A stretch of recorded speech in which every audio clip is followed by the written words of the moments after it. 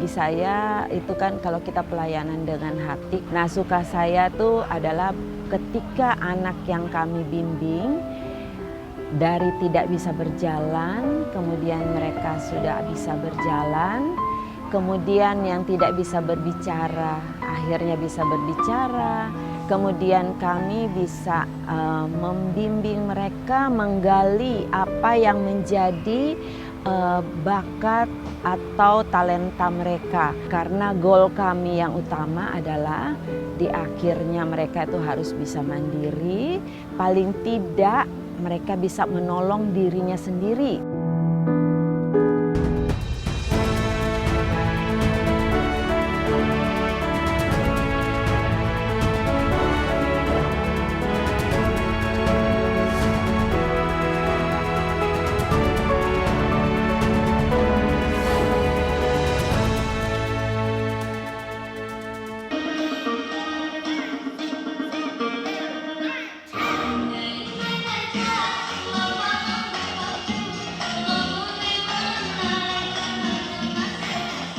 Ada sebuah perjuangan yang kerap luput dari mata dunia.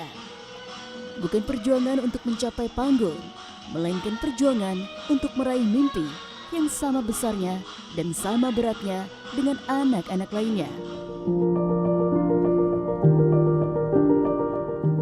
Mungkin langkah mereka tidak secepat anak-anak lainnya. Mungkin pula kata-kata mereka tak selalu mudah dipahami. Namun mereka tak pernah berhenti untuk terus tumbuh dan belajar.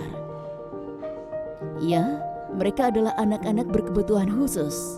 Di balik keterbatasan yang dimiliki, anak-anak ini sejatinya memiliki kekuatan jiwa yang amat luar biasa. Di sela-sela perjuangan itu, hadir sebuah tangan yang terulur penuh kasih. Maria Regina Laneke Alexander. 13 tahun terakhir, perempuan kelahiran Manado ini mendedikasikan hidupnya untuk mendampingi jiwa-jiwa istimewa melalui Lovely Hands. Di bawah naungan Gereja Santo Yohanes Don Bosco Sunter, Lovely Hands menjadi rumah bagi anak dan remaja berkebutuhan khusus yang kerap terpinggirkan. Tanpa memandang suku, agama, ataupun latar belakang, komunitas ini bergerak dalam misi kemanusiaan bagi keluarga prasejahtera. Lovely Hands ini didirikan tahun 2011. Itu didirikan oleh waktu saat itu pastor paroki, Pastor Peter Tukan, sama ada sepasang suami istri. Jadi sepasang suami istri ini mereka juga punya anak berkebutuhan khusus, tapi mereka dari keluarga yang cukup mapan ya untuk ekonominya.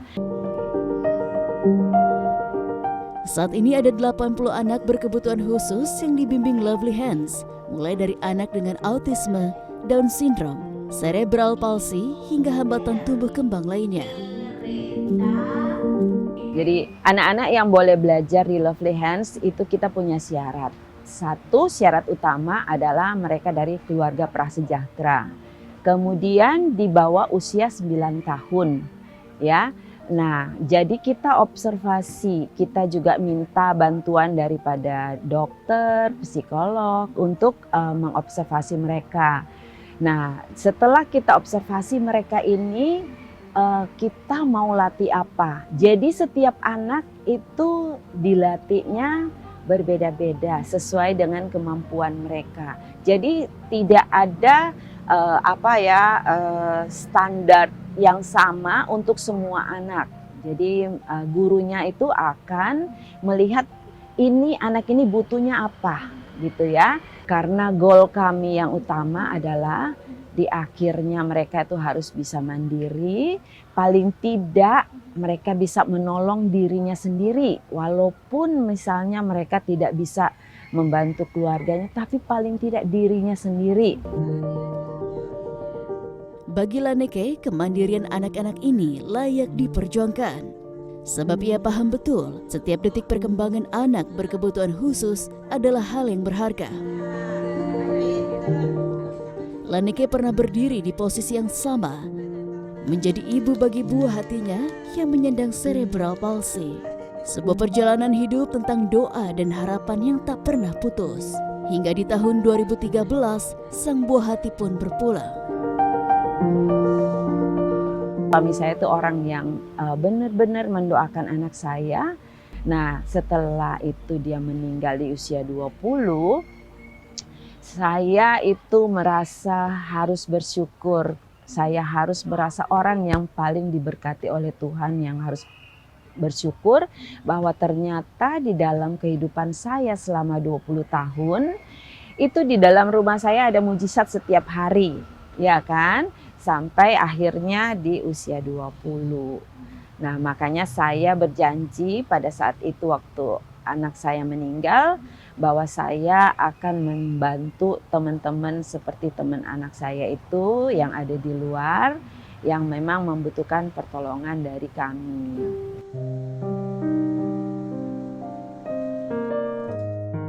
Raga boleh terbatas, namun tekad tak pernah mengenal batas. Pagi ini, Kinara kembali berlatih di ruangan sensori integrasi. Perempuan 12 tahun penderita cerebral palsy ini berlatih berdiri dengan bantuan tilt table. Satu demi satu pengaman dikunci, tubuhnya kemudian ditegakkan secara perlahan. Melalui alat ini, Kinara dilatih untuk menopang tubuhnya sendiri. Cara ini juga sekaligus untuk memperkuat otot dan kesehatan tulangnya. Tak hanya itu, jemari Kinara juga mendapatkan terapi agar lentur dan mampu merespon gerakan dengan lebih baik. Latihan selanjutnya adalah berjalan. Langkah Kinara kian mantap dari waktu ke waktu. Selangkah demi selangkah, pijakannya pun semakin pasti. 8 tahun belakangan, Lovely Hands menjadi saksi perjalanan tumbuh kembang Kinara. Dari seorang anak yang semula hanya mampu berbaring hingga belajar menapaki bumi dengan kakinya sendiri. Kalau bisa jalan, kamu mau jalan-jalan kemana? Ke mall? Iya. Mau ngapain ke mall? Mau ngapain ke mall? Mau beli HP dari Ibu Tere ya? Ya, mau beli apa? Mau video call. Video call? Wih, oke deh, makasih ya. Semangat ya, semangatnya gimana? Aku tanya, semangatnya gimana? Semangat! High five! High five! Yeay!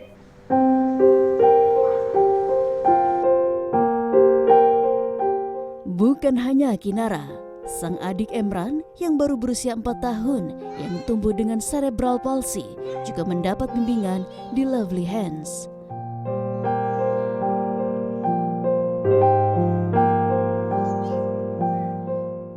Bagi Rizal, Kinara dan Emran adalah dua anugerah terbesar dalam hidupnya. Di tengah ikhtiar yang dijalani, Rizal menyimpan satu doa yang tak pernah padam. Bahwa suatu hari nanti, ia bisa melihat kedua buah hatinya tegak berdiri dan melangkah dengan mandiri. Di sini sih perkembangannya bagus banget. Dari anak saya itu belum bisa apa-apa, cuman tiduran doang. Sampai sekarang udah mulai proses berjalan sedikit-sedikit. Awalnya juga sama kayak kakaknya itu, dia nggak bisa apa-apa, cuman tiduran aja. Sekarang alhamdulillah udah bisa berjalan. Pokoknya perubahannya banyak sekali di sini. Awalnya cuman udah pasrah, cuman pas terapi di sini ada kemajuan, kita tuh merasa ada, wah pasti bisa, optimisnya ada gitu.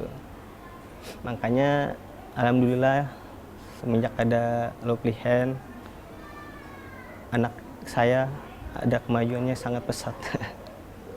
Dengan kondisinya sekarang, kalau misalkan kita nggak punya optimis, takutnya saya sebagai orang tua, kalau sayanya sudah tidak ada, mereka nanti gimana kelanjutan hidupnya? Apakah bergantung pada orang lain? Kan tidak juga kan. Makanya saya optimis mereka harus bisa. Walaupun Tuhan belum mengizinkan sekarang, siapa tahu dengan kita usaha terapi di sini mungkin ada jalan buat dia bisa berkembang dan mandiri. Di Lovely Hands tidak ada pola pembelajaran yang seragam, sebab setiap anak datang dengan kemampuan, tantangan, dan cara belajar yang berbeda-beda. Di awal, murid melewati kelas kemampuan dasar dan motorik. Pelatihan kemudian dilanjutkan dengan peningkatan kemampuan terapi bicara, akademis, kelas kemandirian, hingga akupresur.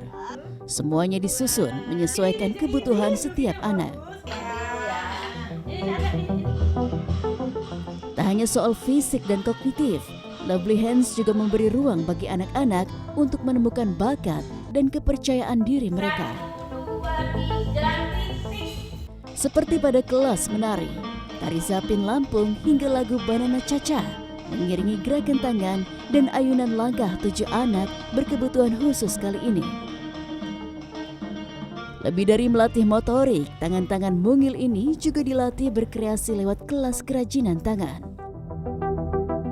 Imajinasi pun turut tumpah dalam kelas melukis. Di atas kanvas putih ini, mereka bebas menggambar tentang apa saja. Bakat yang dimiliki anak-anak ini pun membuktikan bahwa keterbatasan bukanlah penghalang untuk melahirkan karya yang menakjubkan. Bagi Laneke, setiap anak terlahir dengan permata di dalam diri mereka. Meski di tengah keterbatasan, potensi itu tak pernah hilang.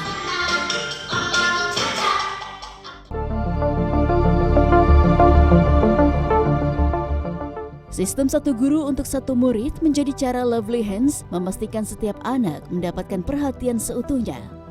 Lewat pendekatan yang personal, setiap proses sekecil apapun tak akan luput dari perhatian.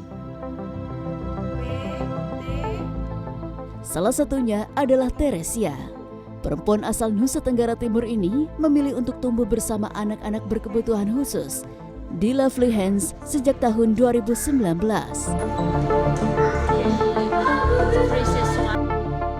Bagi Teresia, hari-harinya bukan sebatas untuk mengisi jam kerja. Baginya, aktivitas ini adalah panggilan jiwa yang ia hadirkan dengan ketulusan dan ia sandarkan pada doa. Namanya kita menangani anak-anak ini pasti tidak mudah, tetapi saya melakukan itu semua dengan sambil berdoa. Kalau tanpa campur tangan Tuhan ketika kita melakukan segala sesuatu itu, saya pikir ada yang kurang juga. Kalau kita berjalan sendiri tanpa kita melibatkan Tuhan, itu juga saya rasa tidak berjalan mulus seperti sampai dengan saat ini seperti itu. Saya melakukan itu semua ya dengan ketulusan hati, dengan cinta saya terhadap anak-anak. Makanya baik waktu, tenaga, apapun itu, selagi saya bisa, saya pasti akan selalu ada bersama dengan mereka. Saya tidak pernah, secara pribadi saya tidak pernah menghitung untuk waktu saya untuk dalam menangani mereka.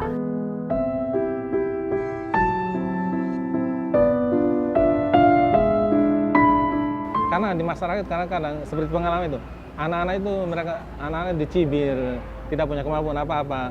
Tetapi itu punya rencana Tuhan mungkin tersendiri bagi mereka. Rencana Tuhan untuk memberikan semua kemampuan tidak hanya kepada orang yang normal, tapi mereka juga punya bakat kemampuan luar biasa.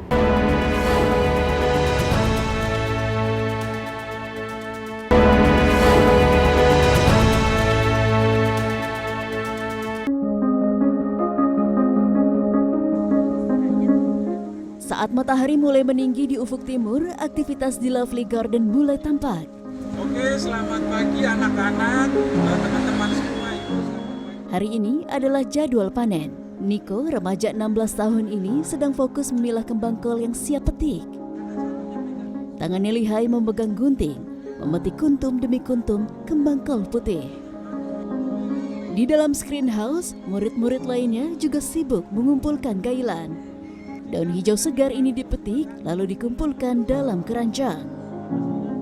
Panen juga dilakukan pada deretan instalasi hidroponik. Sayur pokcoy segar dicabut dengan telaten. Metode tanam modern ini menghasilkan sayuran yang bersih, segar, dan berkualitas. Di balik kemandirian anak-anak ini ada sosok Johannes Jogoja, laki-laki asal Ende Nusa Tenggara Timur yang akrab disapa Hans ini adalah pendamping para siswa di lapangan. Hans menyebut ia harus jeli menganalisa pekerjaan apa yang paling cocok dengan kemampuan unik setiap siswa. Tantangan pun diakuinya selalu ada. Mulai dari anak yang menolak belajar hingga saat tantrum datang. Namun bagi Hans, kesabaran adalah kunci untuk mengajak anak-anak keluar dari keterbatasan. Kalau di sini kita lebih ke praktek kerja lapangan, langsung di lapangan. Nah, untuk metode yang bisa diajarkan mereka, kita sesuaikan saja dengan wadah yang sudah disiapkan di sini. Ya, itu kita disesuaikan saja. Jadi kita cari pekerjaan yang bisa mereka kerjakan. Di sini kalau kerjanya biasanya kita ada yang di dapur juga, ada juga yang di kebun juga. Iya, tantangan apalagi saat-saat kalau kita hadapin mereka saat mereka tantrum. Nah, kalau mereka udah tantrum, sudah kita nanti bisa menganalisa yang tantrum kita nempatkan dia sendiri dulu, kita kerjakan yang lain. Lovely Garden merupakan wadah pelatihan remaja berkebutuhan khusus dari pelayanan setara berdaya Lovely Hands. Berdiri di atas lahan seluas 1.500 meter persegi di Komplek Wisma Salesian Don Bosco, Jakarta Utara.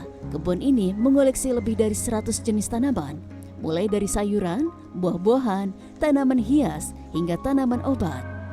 Semuanya ditanam, dirawat, dan dipanen oleh para siswa dengan mengedepankan metode urban farming. Lovely Garden lahir dari semangat Laneke pada 2023 lalu. Ia tak ingin anak-anak ini berhenti bertumbuh saat mereka beranjak dewasa. Pada saat saya melihat mereka sudah besar, saya bilang, wah kita ini kerjanya sia-sia dong dari kecil sampai mereka udah remaja kalau nantinya mereka hanya stuck di situ. Jadi akhirnya saya berkomunikasi dengan pastor paroki pada saat itu, Pastor Andre Delimarta, dan akhirnya saya bilang, Pastor, bagaimana kalau kami membuat kebun? Akhirnya pastor menyetujui dan kami akhirnya diberikan pinjamkan tempat oleh Salesian Don Bosco di tempat ini, dan saya merancang semuanya dari benar-benar ini tanah yang tidak digunakan. Akhirnya terbentuklah seperti ini, dan itu benar-benar saya tujukan program ini untuk anak-anak. Lovely Garden adalah bentuk nyata kehadiran gereja bagi mereka yang kerap terpinggirkan oleh masyarakat. Dan anak-anak yang datang itu anak-anak yang kelas menengah ke bawah ya, dan mereka itu tidak punya akses apa-apa. Maka gereja memberikan sebuah karya pelayanan untuk anak-anak seperti ini, ya tidak hanya menjamah dengan tangan tapi dengan hati, supaya mereka juga diterima di masyarakat ya. Karena di masyarakat kadang-kadang seperti pengalaman itu, anak-anak dicibir, tidak punya kemampuan apa-apa, tetapi itu punya rencana Tuhan mungkin tersendiri bagi mereka. Rencana Tuhan untuk berikan semua kemampuan tidak hanya pada orang yang normal, tapi mereka juga punya bakat kemampuan luar biasa. Tetapi ya itu gereja, dia membuka hati untuk semua orang. Tidak hanya belajar berkebun, para siswa juga dibekali keterampilan tata boga. Sayuran segar hasil panen siap diolah menjadi hidangan sehat. Menu yang akan disajikan adalah tumis kailan dan pokcoy. Proses dimulai dengan mencuci sayur hingga bersih. Selanjutnya, para siswa memisahkan batang dan bagian daunnya. Tak lagi terlihat rasa canggung saat memegang pisau. Setiap gerakan menunjukkan keterampilan dari ketekunan yang mereka jalani hari demi hari. Di Lovely Garden, setiap anak mendapat ruang untuk tumbuh dan mengembangkan potensinya. Selain mahir berkebun, Nico juga menunjukkan ketertarikan dalam meracik kopi. Di tangan remaja dengan ASD atau Autism Spectrum Disorder ini, biji kopi diolah menjadi secangkir minuman nikmat. Kali ini, Nico akan menyiapkan salted caramel coffee. Dengan penuh konsentrasi, remaja asal Jakarta Utara ini menyampurkan sirup, es batu, dan espresso hangat dari mesin kopi. Melalui bimbingan yang tepat, keterbatasan kini berubah menjadi keahlian yang memberikan rasa percaya diri untuk terus mandiri. Diko, tadi aku lihat kamu kan berkebun, panen sayuran. Terus di kebun biasanya kegiatan yang bisa kamu lakukan ataupun biasa kamu lakukan apa aja biasanya? Menanam sama memotong di sebelah soto. Motong apa? Motong bayam sama kol. Cocok tanam gampang? Nah, gampang sih kalau ada serangga sih. Kalau ganggu gitu.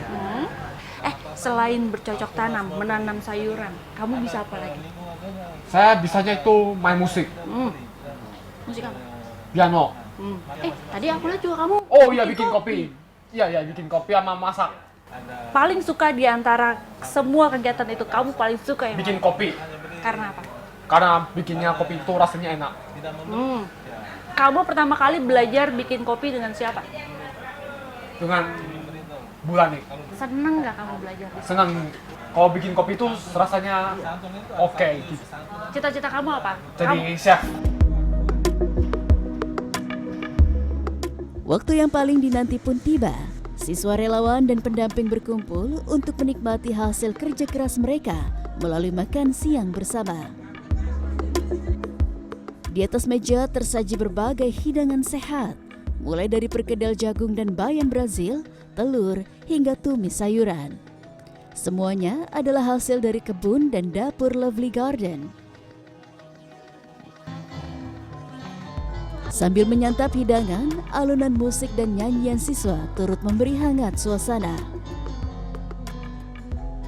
Harapan saya nanti setelah kami bina mereka di sini, kami akan coba untuk bekerja sama dengan mungkin ada beberapa restoran, kafe atau mungkin perusahaan untuk bisa nanti pada saat mereka udah mencapai usia kerja, mereka juga bisa bekerja seperti layaknya orang-orang yang lain gitu. Di Lovely Garden tidak ada makanan yang terbuang percuma. Para siswa diajarkan untuk mencintai bumi melalui langkah-langkah nyata. Usai makan, mereka mengumpulkan sisa makanan organik untuk diolah kembali di dalam tong komposter. Sisa makanan ini nantinya akan berubah menjadi kompos yang menyuburkan tanah yang mereka olah sendiri. Proses sederhana ini menjadi pelajaran berharga tentang tanggung jawab terhadap lingkungan dan pentingnya keberlanjutan.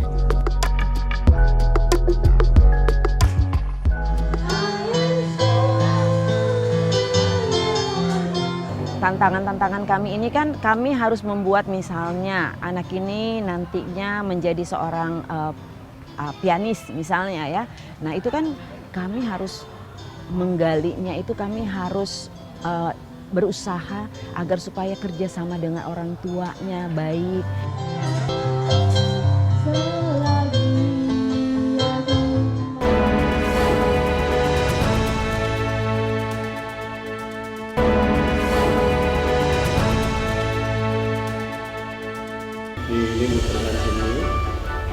Ini masih Sekarang masih. Di Lovely Hands, setiap anak berkebutuhan khusus dirangkul dengan kasih sayang. Namun perjalanan ini tak lepas dari tantangan, terutama dalam memahami beragam karakteristik anak, serta membimbing mereka agar mampu hidup mandiri. Tantangan-tantangan kami ini kan kami harus membuat misalnya anak ini nantinya menjadi seorang pianis misalnya ya. Nah itu kan kami harus menggalinya, itu kami harus berusaha agar supaya kerjasama dengan orang tuanya baik. Kemudian kami juga dengan anak tersebut ya, bagaimana kami mau kan namanya anak-anak kayak gini tuh mereka kan moodnya naik turun. Lanike tetap optimistis bahwa di balik setiap keterbatasan terdapat potensi besar yang siap diasah. Dengan pendampingan tepat, mereka berhak meraih masa depan yang lebih cerah. Namun perjalanan ini tak bisa ditempuh sendiri. Di sini, orang tua dan pendamping berjalan beriringan, saling menguatkan dan saling menyemangati. Karena memajukan anak-anak berawal dari keteguhan hati para orang tua. Di tengah kesibukan mendampingi buah hati, Lovely Hands turut memberi ruang bagi para orang tua. Di sini mereka diajak untuk berkarya lewat kriya, sekaligus mendapatkan penguatan mental dalam mendidik sang anak. Kenapa kami memutuskan untuk orang tua pun dibina? Karena gini, kalau hanya anak-anaknya dibina, kemudian orang tuanya kita tidak bina, baik secara mentalnya mereka, keterampilan mereka, itu pasti anak-anak ini tidak akan bisa menghasilkan kemajuan yang lebih baik gitu. Karena orang tua itu kan punya moodnya yang naik turun, kemudian mereka juga nggak tahu apa yang mereka harus lakukan.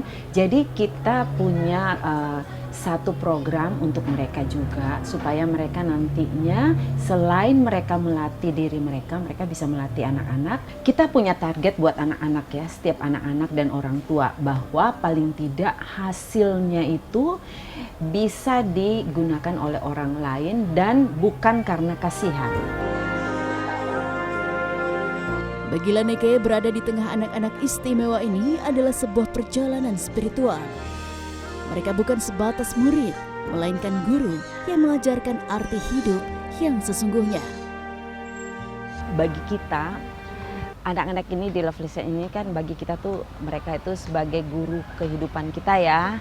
Ya, jadi kita juga belajar, mereka belajar, kita sama-sama belajar. Jadi harapan saya untuk mereka adalah bahwa nantinya mereka bisa menolong diri mereka sendiri, dan atau kalau paling tidak juga mereka bisa menjadi bagian yang bisa membantu dan menjadi berkat di dalam keluarga mereka. Dan harapan saya juga untuk masyarakat bahwa tolonglah mencintai mereka, berikanlah mereka kesempatan, berikan ruang untuk mereka, karena cinta kalian itu bisa memulihkan dan mewujudkan mimpi mereka. Jadi kita sama-sama percaya Tuhan tidak pernah salah untuk menciptakan mereka, dan saya percaya sekali bahwa orang tua dari anak-anak ini adalah orang tua yang istimewa yang dititipkan Tuhan untuk bisa merawat anak ini.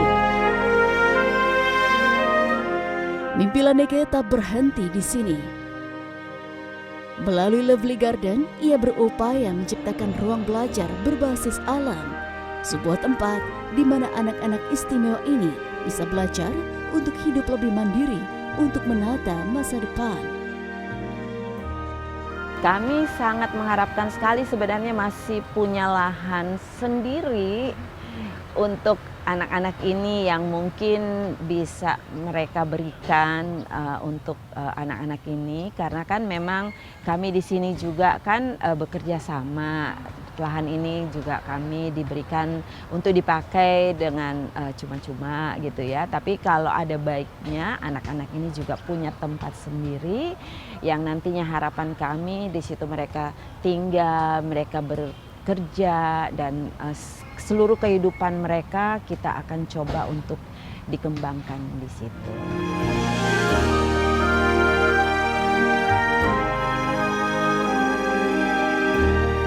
Lovely Hands membuktikan bahwa keterbatasan bisa dirangkul menjadi kekuatan agar setiap anak istimewa dapat tumbuh mandiri dan berharga.